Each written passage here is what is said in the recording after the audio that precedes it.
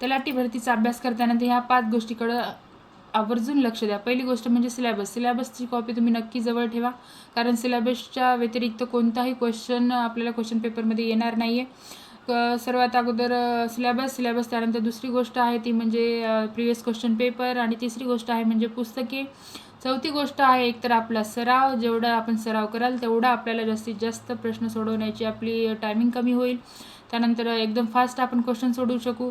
आणि प्रिवियस क्वेश्चनचा जेव्हा आपण अभ्यास करू तेव्हा आपल्याला क्वेश्चनचा, त्यानंतर आपल्या TCS पॅटर्न, IBPS पॅटर्न जे चालू आहे मार्केटमध्ये सध्या, तर त्यांचा आवाका कळेल, कोणते प्रश्न कसे पडत आहेत हे सुद्धा आपल्याला प्रिवियस क्वेश्चन पेपरचा अभ्यास केल्यानंतर कळेल, आणि कोणत्या विषयाला किती वेटेज आहे आणि किती प्रश्न पडतात कोणत्या विषयाविषयी, आणि कसे प्रश्न टाकले जातात हे सुद्धा आपल्याला सिलेबसनुसार आणि प्रिवियस क्वेश्चननुसार हे दोन्ही जेव्हा आपण चांगल्या प्रकारे अभ्यास करून घेतो, त्यांचं जेव्हा आपण म्हणजे एक अनालिसिस करतो, तेव्हा आपल्याला समजेल की आपण कसं अभ्यास करायला पाहिजे आणि कुठून सुरुवात करायला पाहिजे। त्यासाठी हे 4 ते 5 गोष्टीकडे आवर्जून लक्ष द्या आणि अभ्यासाला सुरुवात करा। एक पोस्ट आपलीच आहे, तर ह्यासाठी मेहनत घ्या, चांगला अभ्यासाला चांगल्या पुस्तकांना रेफर करा, आणि खूप साऱ्या पुस्तकांचा घेऊन फापट पसारा करू नका।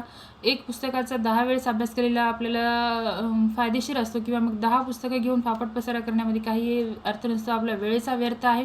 त्यासाठी टायमिंगचा चांगला युटिलाइज करा आणि जास्तीत जास्त सराव करा, चांगल्या पुस्तकांचा अभ्यास करा। हल्ली चालू आहे TCS पॅटर्न, IBPS पॅटर्न, तर TCS असू द्या किंवा IBPS असू द्या, कोणताही पॅटर्न असू द्या, आपल्याला सिलेबसच्या व्यतिरिक्त कोणताही क्वेश्चन पडणार नाही। त्यासाठी क्वेश्चन पेपर, मागच्या वर्षीचे क्वेश्चन पेपर आणि सिलेबस हे 2 जे आहेत ते आपल्या परीक्षेचा आत्मा आहे असं म्हणायला काही हरकत नाही। त्यासाठी याचा चांगला अभ्यास करा आणि अभ्यासाला सुरुवात करा।